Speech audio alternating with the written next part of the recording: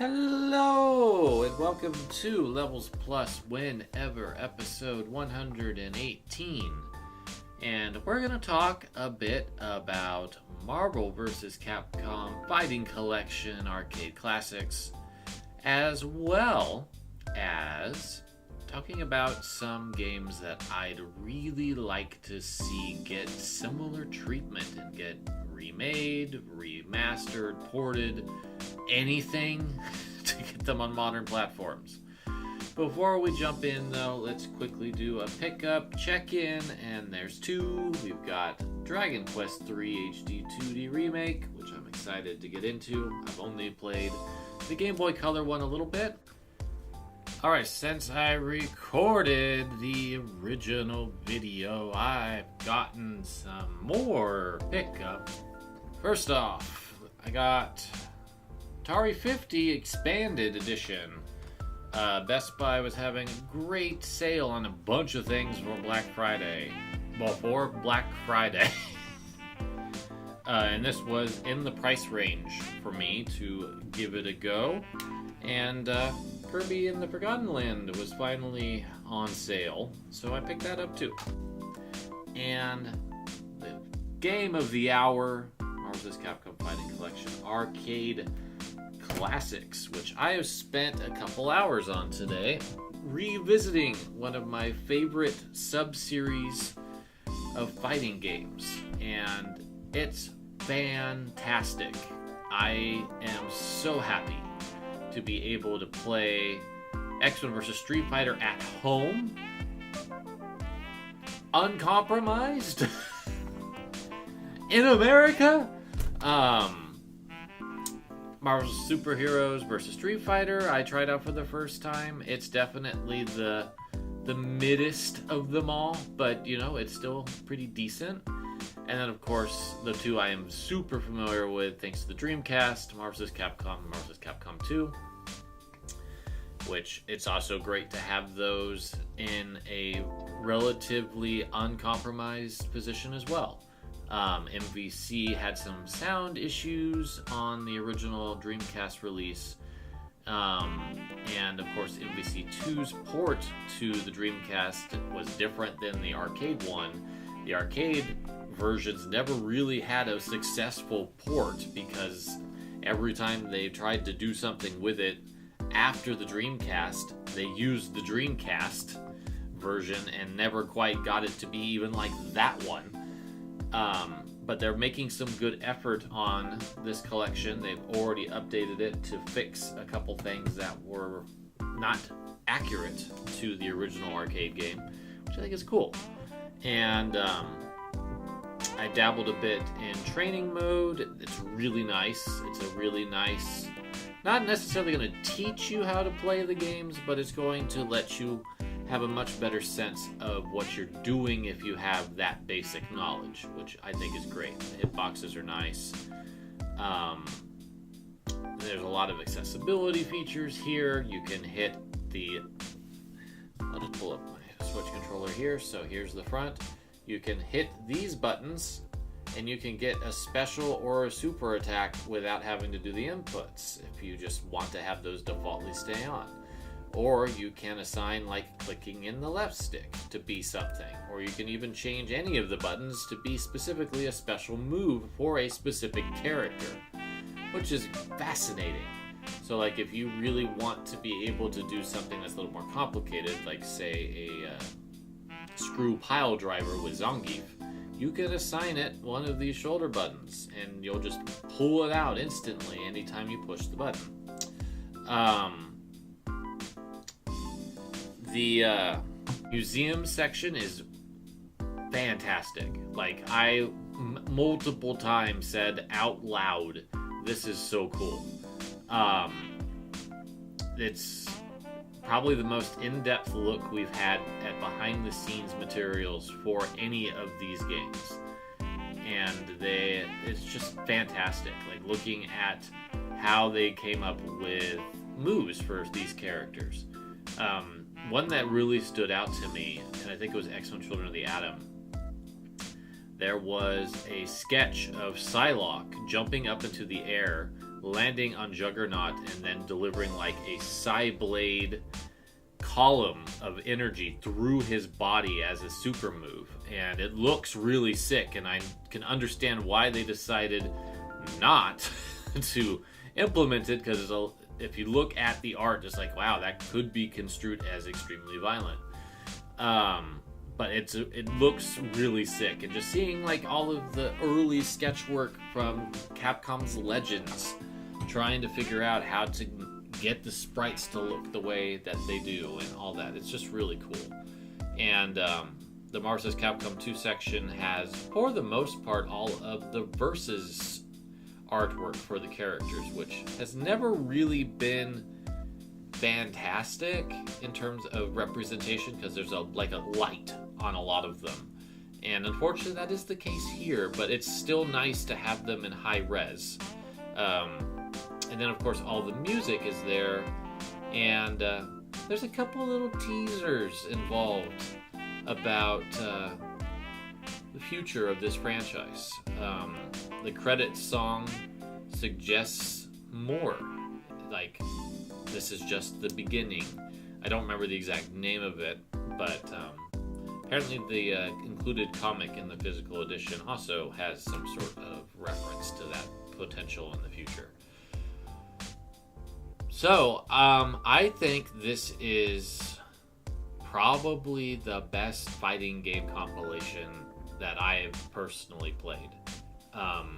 It is delightful, and is one of the only times where I've actually left the filter on, because like the A filter reminds me a lot of what CRTs look like, and for these games I think that actually helps. Most of the time I like to have my pixels unaffected if possible, but I feel like that one filter is like doing something good. I may play around with that a bit more, but I am so happy. I'm so happy to be able to play some of my favorite games whenever I want, once again. And my copies of Marvel vs. Capcom 2 and Dreamcast, I'm going to keep because I love them. But they're just not sitting there screaming at me, get a retro team. That will probably be next year sometime, so I can actually get back to playing a lot of my older systems that I can't really access, because I could only really access the PS3, the Wii U, the PS5, and the Switch at this point, and that kind of leaves out so much. That's not including the nice little retro mini consoles there. But my NES, Super Nintendo, N64, Wii, Dreamcast, and PS2, I cannot do anything with. Which is kind of a nice segue into the second part and the longer part of this video. What games do I really want to see get some sort of modern release? And there's different ways that could happen. It could be remade, it could be remastered, it could just be a compilation.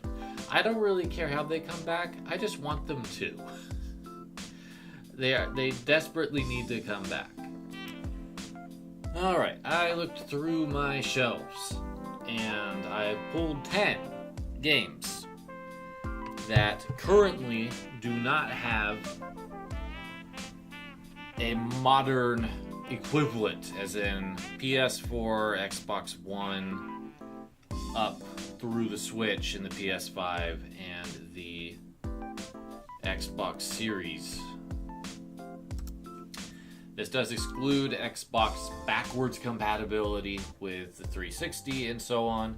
It also excludes Steam and other PC options, because some of these do have means to be played on PC. But I want to focus primarily on ones that haven't had that, or haven't had that in a long time. Alright. And I tried not to just focus on one entire company. I wanted it to be a little bit diversified. And of course, there's more. I could do another video on 10 more. I just grabbed the 10 that leaped out to me first. So let's start with a trilogy of PlayStation 1 games that are all fairly well regarded, cult classics that have not seen a re-release in recent gens, only on the PS3 store. And that is the Rockman Dash / Mega Man Legends trilogy, which includes Mega Man Legends, Misadventures of Tron Bonne, and Mega Man Legends 2. I suspect that Capcom is looking into this at some point. I suspect that this will not be a super long wait to get those, but I do want to play those 3 games on a modern platform. I own at least Tron Bonne and this in 2 versions. This is the Japanese one that I ordered because it was surprisingly inexpensive compared to here. But, you know, the PlayStation 3 is region locked, so I can't really just throw that disc in there and be able to play it without modding the console. So I would also appreciate not having to play them digitally on the PlayStation 3. I would like to actually have a physical thing because that's kind of my jam, is physical things. It's unfortunate. Here's one that was happening, but is not now, because unfortunately the first game's remake didn't sell up to expectations. And that is Dead Space 2, the best game in the series, and one of my absolute favorite games of all time. Dead Space 2 would be a marvelous game to remaster at minimum, but they were planning to remake it. And I would have been intrigued by that because the story in Dead Space 2 is excellent already, and they did a lot of good things from what I've heard with Dead Space Remake to kind of tie that to 2 and 3 a little bit better. I said 3. I don't care about 3. 3 can go rot as far as I'm concerned because it really lost the plot. But with 2, it was a superb evolution of what the original brought, gave Isaac a personality that was very helpful in further connecting with his character and with what's going on around him. Good supporting cast and really engaging gameplay that I think is spectacular. Top to bottom except the eye part. That's mean, and I wish it wasn't there. And that's another reason why I'm sad the remake didn't happen. They might have changed that. But that is something I can at least play on the PlayStation 3, but I would love to see a cleaner, crisper Dead Space 2 somehow or another down the road. I would be okay with the remaster, because I don't think it desperately needs change as much as the original did. Alright, now we're getting into stuff that is difficult to play on modern consoles for a little while. And the first is Silent Hill 3. Yes, this is the manual, not the actual cover. I don't have the actual cover for Silent Hill 3, unfortunately. But I bought 2 and 3, so this happens to have both. When I got the PlayStation 2, way back when, I got both of these at Toys R Us, I think, when they were clearancing out their PlayStation 2 stock. And they are both some of my favorite games of all time. And miracle of miracles, as much as I hate to admit it, Bloober Team actually seemingly did Silent Hill 2 some justice. I'm going to play it in the near future and determine that from myself. and see if I'm going to be eating crow for my criticism of the company. But 3 is the one I want to focus on, because that is my personal favorite of the Silent Hill games. And I was watching Simbalili, a streamer, begin her first experience with Silent Hill 3 earlier today, and kind of helped prompt me that I wanted to do this video, because Silent Hill 3 is a wonderful game as well. It is perhaps not as strong narratively as Silent Hill 2. It doesn't have the oomph and the chops, I would say, in terms of depth and complexity as 2 in its narrative. But Heather is such a great character. She's like the best Silent Hill character, in my opinion. And going back to the original game and having connections to that works fairly well for it. And I think it's got some of the best areas in Silent Hill games that I've played. And I love the transition between real and Silent Hill mode. It's really cool. Really impressive texture work. I would be okay with a remaster. A remake could be questionable, especially since Bloober Team was successful, they're probably going to get another opportunity. I would be a little bit more concerned with them with a woman-led game based on the medium and how that went poorly in terms of having a woman protagonist. But I would love Silent Hill 3 to get out of jail and be on modern platforms. Next up, probably not a surprise.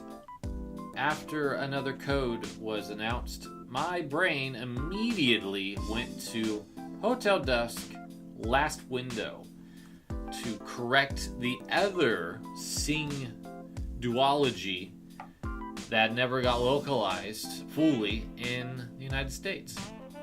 And I would be over the moon if a Nintendo Direct had Hotel Dusk Remaster with Last Window. And the cool thing is a lot of the team at Sing is now at Arc System Works. They put together the, in my opinion, phenomenal Another Code Recollection. And I think that they could do Hotel Dusk and Last Window on that engine and modify some of the puzzles and change how the touchscreen would work to be something that makes sense for the Switch. I think they could do it, and I really want them to do it. Probably out of everything I'm talking about, except the last 2, it's what I want the most in terms of a port, remaster, remake. I think it would be so good to have Kyle Hyde's Adventures back on modern platforms, because I think they're some of the best written, coolest animation, compelling narrative games I've ever played.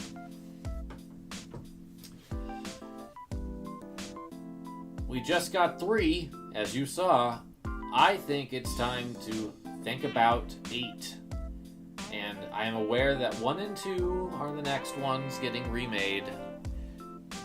But I would love for the 3DS Dragon Quest VIII to be brought back to the PS2 level of graphic fidelity with all of the quality of life improvements in the PS or the 3DS version, and then up-res that visual quality to be around Dragon Quest XI quality. That would be sick. And I could have picked quite a few Dragon Quest games actually. I think 4, 5, 6, and 9 are all worthy of being brought up, as well as 7, which is one I haven't played yet. But 8 is my favorite. 8 is the one that I think is the best, and it's the one that would really shine in a modern coat of paint. So that is my Dragon Quest wish after 1 and 2 is done. I hope that happens. Alright, next up is Ogre Battle 64.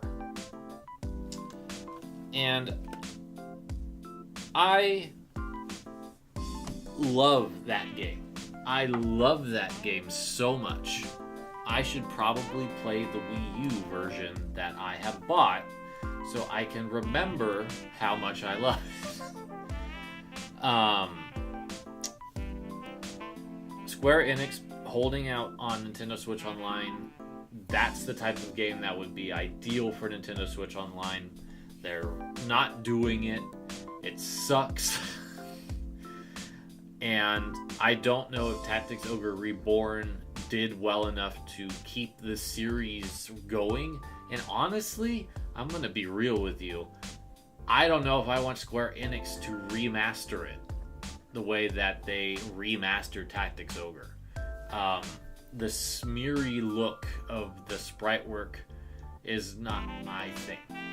And the fact that there's no way to change it and you're just kind of stuck with that commitment that they made, it's not great. I would love to see it get either an HD 2D treatment or look a lot like Star Ocean, the Second Story R, which is a phenomenal looking game. If they were to really dive in and bring it up to modern standards, I would just be okay with a port of it with maybe the Super Nintendo Ogre Battle. And if they really wanted to get fancy with it, they could throw Tactics Ogre on the PS1 and Knights of Lotus from the Game Boy Advance. Just have a little Ogre Battle Tactics Ogre compilation of stuff that's already made and exists. Don't need to remake it, don't need to remaster it, just port it. Get M2 to do it, Digital Eclipse to do it. I don't care. As long as they know what they're doing and have a decent wrapper for their emulation, that would be amazing to me. That's all I would really want. Alright. Next up, Fire Emblem. There's a few of these that I could pull up, but this one with its Wii sequel Radiant Dawn as a 2-in-1 remaster would really be the bee's knees, so to speak. They could fix a lot of the animations. The horse legs don't bend right in Path of Radiance. And snazz them up to be like up to Fire Emblem Three Houses or Engage level visuals, which would be great. The music is already solid, but imagine it with the remastered soundtrack by the composers that they've got working on the series now, who are killing it with every entry.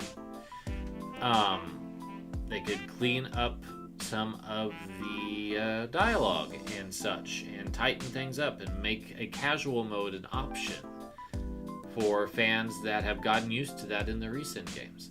There's so much good, loving care that could be done with the Radiance titles, and I think it's probably on the docket if it's not the very next Echoes game we get. I would be delighted to have that on a modern platform. This is going to surprise you, because if you know me, I am not known for my fandom of racing games, but there's one that is extremely good that I would really like to see come back, and that is Sonic and All-Stars Racing Transformed. This game is better than I expected it to be. And while it would need some changes brought in, because we'd probably get rid of Wreck-It Ralph and Danica Patrick. But we've got Sega characters that were PC only that would very easily just slot right in. And they could even add more if they really wanted to. And maybe do some more tracks. Maybe combine all of the tracks from the original Sonic All-Stars Racing into this one instead of just 4. Incorporate that nice outrun track a little bit more into the overall layout of things. Make the battle mode more interesting, because that's the one thing I think is a little bit weak on it. But it's fun. It's great. It's a love letter to a lot of Sega's history. And right now with them doing their major push to revive their old IP and get those back out into the public knowledge, I think that this particular game deserves a second spot in the spotlight. Alright, we're down to the last 2, and these are the 2 I am the most passionate about, outside of Dead Space. We're going to do the one I'm most passionate about first, or last. So, the game that will probably never have this happen, Tatsunoko vs. Capcom. I had to bring it up. I had to bring it up because Marvel vs. Capcom Collection also I thought was impossible. I didn't think we'd ever have that. And suddenly it's here. I literally played it today. Tatsunoko vs. Capcom is 18's first attempt with the Versus series, and honestly, in some ways, I think it's their best effort. I think I like it more than even Marvel vs. Capcom 3 and Ultimate Marvel vs. Capcom 3 in some ways. I love the roster. The roster is unique. They didn't necessarily rely on the old standbys or the hot newcomers here. Like, we've got Saki from a quiz game as a fully playable character. We have Mega Man Volnit from the Legends games. We've got Kaijin no Soji from the Onimusha game nobody really pays attention to. We have Alex from Street Fighter 3. It's got a really cool roster, and the Tatsunoko characters are very distinct and very unique. And just seeing that with a higher fidelity in terms of visuals, and maybe cutting out some of the mini-game stuff, and maybe seeing if they could get more characters in there. You know, we didn't get the Samurai Pizza Cats, because Tatsunoko said no. We didn't get Speed Racer. We have a new Cash Shern anime that came out not too long ago. There's a lot of potential with a Tatsunoko vs. Capcom remaster. And I want to believe that actually has a tangent of possibility. That's even harder than Marvel vs. Capcom to make happen, but Capcom has been saying that they want to bring all of their stuff back, so I'm going to believe. Alright, before we end the video, I need to interject. As I was editing the video, I realized that I forgot something monumentally important to me that I don't understand how I forgot it. Skies of Arcadia.